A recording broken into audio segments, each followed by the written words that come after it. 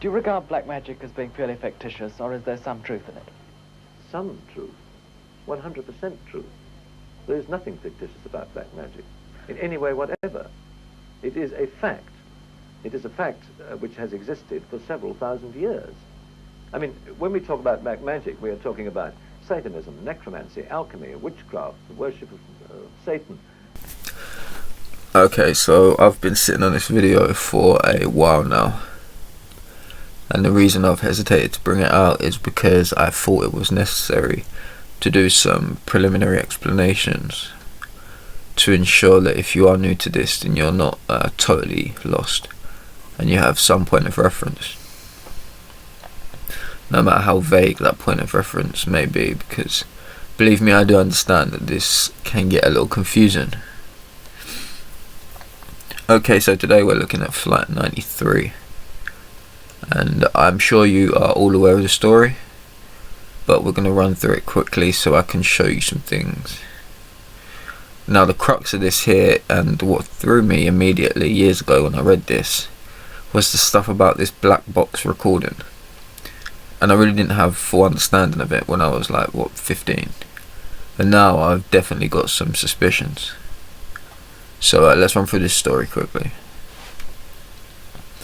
In the 4 years since September 11 attacks, Flight 93 has entered American mythology because of the heroic attempted fight back against the hijackers by the passengers and crew. Yesterday, for 31 numbing minutes, the full horror of their ordeal was laid bare, from the last dying screams of one of the staff who pleaded, "I don't want to die," to the final battle for control of the cockpit as the plane hurtled into the ground. Amid the rapid interchange against the backdrop of heavy static, it was not always clear what was happening. It was not also always clear who was speaking, but the initial sounds were unmistakably of the stabbing and probably murder of 2 members of the flight and crew. The tape was the most dramatic testimony yet in the sentencing trial of Zacharias, whatever his second name is, the self-confessed would-be suicide bomber. Tape opened at 9:31 AM, about 3 minutes after the 4 hijackers made their move, and at the very moment the 33 passengers were officially informed of their plight. There is a crackle of static, and then one of the 4 hijackers, believed to be the pilot, Ziad Jarrah, announces, "Ladies and gentlemen, here is the captain, please sit down, keep remaining sitting, we have a bomb on board, so sit." Alright, so here are the crash times according to the 9/11 Commission report. According to this report, Flight 93 crashed at 10:03 AM. United 93 crashed in Pennsylvania at 10:03:11. The 10:03:11 impact time is supported by previous National Transportation Safety Board analysis and by the evidence from the Commission staff analysis, blah blah blah blah, you get it. So, on the surface here, what we got, let's put these numbers together. We've got Flight 93, which crashed at 10:03, which is 13. The black box recording, which lasted 31 minutes, which is 13 again, just reversed. And then we have them mentioning that this black box recording starts at 9:31 AM, which is a 93 and a 31. And there's also 33 passengers. Okay, so we have 93, 13 and 31, which are the same shit. And of course the wonderful 33 that we see all over the fucking place. As we've just seen, Trump got diagnosed with COVID 33 days before the election. So we have 93. We know why this number is important. We've been over this already in a previous video. Now 13 and 31. Both of these are in fact prime numbers. 13 is the 6th prime and 31 is the 11th prime. Put that together, it's the 11th prime and the 6th prime, like 116 or 611, which is practically the inverse of 9/11, so makes sense. Now we've touched on the 6 before and its relation to Saturn. Saturn is the 6th planet from the Sun. 6 is also the first perfect number, if you're not aware. But 13 this number is a different story altogether. The unlucky number 13. And the inherent unluckiness of this number can be seen all the way back to the Babylonian times. The Code of Hammurabi, which is one of the oldest legal documents, it omitted a 13th rule from the list because of this superstition surrounding the number. Others have said that the Sumerians believed that 12 was a perfect number. Now, not perfect in the mathematical sense that I just referred to with the 6, but more so in the scope of astrology and the 12 zodiacs and whatnot. But the number that followed the perfect 12 was obviously non-perfect, so 13 was synonymous with non-perfection. However, probably the most notable story attached to the number 13 is that of the Knights Templar. So, as the history goes, they were rounded up in the morning of Friday the 13th, October 1307, and horrifically tortured under the charges of Satanism. So naturally, because of this story, Friday the 13th has been made synonymous with bad luck, and even monetized with the Halloween series with, your boy Jason. So the roots of this supposed superstition can be traced back to different points in our history, clearly something practiced and believed long before any of our times. So the 13th letter in the alphabet is M, and I can't begin to tell you how hard M is imprinted in our psyches. It's fucking ridiculous. You see it everywhere, from Mickey Mouse to the McDonald's sign to Meghan Markle to Marilyn Manson. Those are just the tip of the iceberg. Even Magnum ice cream is the M with the circle around it signifying a pendant-like sigil or the seal. And obviously the most notable of them all, M for Mason. And I also find it interesting that M is simply an inverse W, and W is the 22nd letter. 2022 being a master number, of course, so it's funny how they've inverted the symbol for W and linked it with the number 13. 13 being synonymous with quote-unquote unluckiness, and 13 and 22 both being reduced to 4.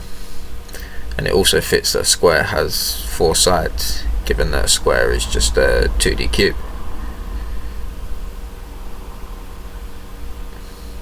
I also want to mention that 31 is obviously the reverse of 13, and that is the 11th prime. So there is yet again another link to these highly venerated master numbers. There's a lot to be said about 13, especially its multiples. 13 times 2 is 26, which is another key number which I've already discussed. 13 times the Holy Trinity, or 3, sums to 39, which lo and behold is just 93 in reverse. Like I said, I'm not going to go back into the number 93 because I've been through this already. Okay, so now let's push on and pull this script apart. So it doesn't really matter what religious background or personal beliefs you subscribe to here, because what I'm about to show you is purely to do with the numbers, and it transcends the realm of coincidence. So to reiterate, we have flight 93 crashed at 10:03. Crashed at 10:03, which is 13. The black box recording lasted 31 minutes. The black box recording started at 9:31 AM, which is another 93 and a 31, and there were 33 passengers on board. Okay, so let's get into this. We have the culprit from the article, Zacharias. His name in English ordinal sums to 211, which is the 47th prime, and this is of the utmost importance to the discussion because the frequency of 47 and where we see it used, and news stories and articles, and the US Independence Day written 47 or 74, it's all over the place. And I have been over this number extensively in my 9/11 video, because I went over literally fucking everything in that video, and I will always reference it, so go and watch it. Here are a few events that happened in the year 1947. I will not be going all the way into this because, like I said, I've done this before. We had the Cold War, we had the International Monetary Fund beginning, we had the National Security Act implemented, the USA announced the Truman Doctrine, the UK nationalised the coal industry, the Roswell UFO landing happened, India and Pakistan gained their independence, we had the Marshall Plan, we had Operation High Jump, which I'll circle back to shortly, and this is also the year that Israel got their independence. bunch of other shit happened as well in 47, but those are some highlights. I can't possibly begin to say everything about this number because the video will be 4 hours long. However, if you do want to see this number and how it's used repetitively in the news, check out Gematria Effect News on YouTube. So we have your man in the spotlight, Zacharias, Agent 47, we can call him, Mr. 211, because, you know, Agent sums to 47 in English Ordinal, if you didn't know. That's where they got the game from, one of my favourite games. So he's naming the place where this plane supposedly went down are both linked. As you can see here, not only that, but the name of the flight also connects. Flight 93 sums to 112, again the reverse of 211. Now notice that they gave the game away. The FBI also has this same number, so you can make of that what you will. Something else that I've just remembered that I wanted to circle back to was Operation High Jump, like I said. And if you've never heard of it, I will quickly go over it. So the Nazis had a secret base in Antarctica called Base 211. Yes, Base 211 of all numbers. So if you are aware or not aware, the Nazi party was steeped in the occult. Himmler and Rudolf Hess went to a bunch of different countries looking for the Ark of the Covenant, and they were heavy followers of Blavatsky. There was Tibetan monks found in Hitler's bunker, you know, so there's definitely a lot more going on with the Third Reich than actually meets the eye. Anyway, Operation High Jump, which again happened in 47, was a US-led expedition into the Antarctic organised by Admiral Byrd to establish various different bases. Admiral Byrd, for those who don't know, was the first person to fly over the Antarctic, and he purported that he saw the entrance to Hollow Earth, woolly mammals, and a bunch of other wild prehistoric shit. So you should check out Admiral Byrd and his account of what he saw, because it's interesting. And this is where a lot of the Hollow Earth and Flat Earth theories actually began. However, what I do want to note is that High Jump sums to 47, okay, and it happened in 1947, and one of the bases was called Base 211. That was one of the Nazi bases, so it's this constant repetition of this 47 and this 211.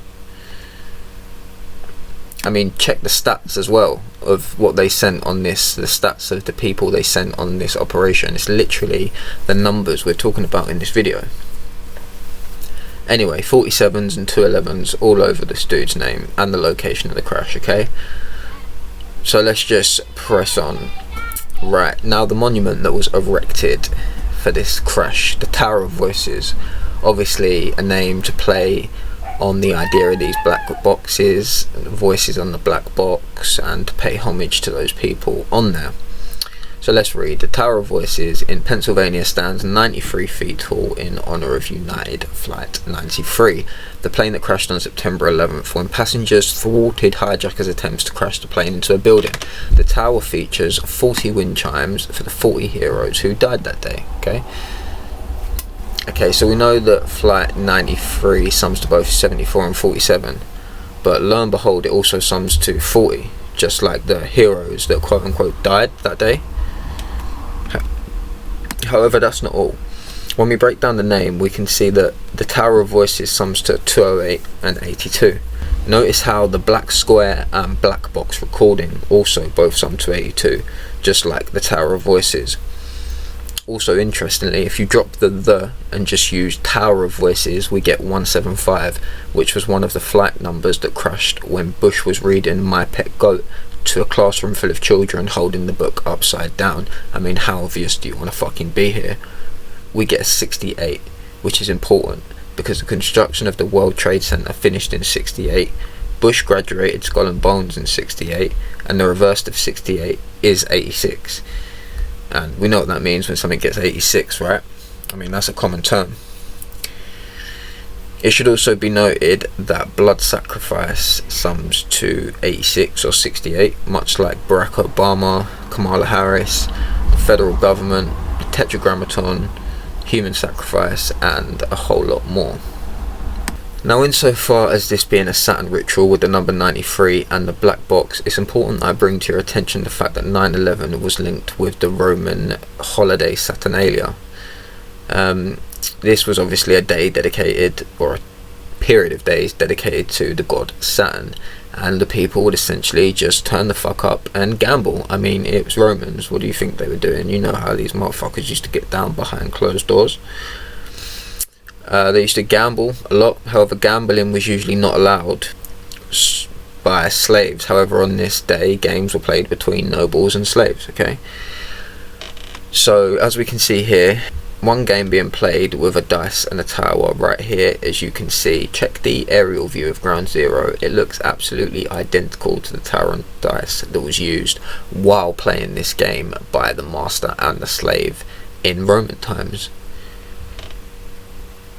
Plus the two black squares, another reference to this black cube symbolism. And not only that, but if we look at it at two separate dices, they would both be on one. What else do you call throwing double ones? Snake eyes, right?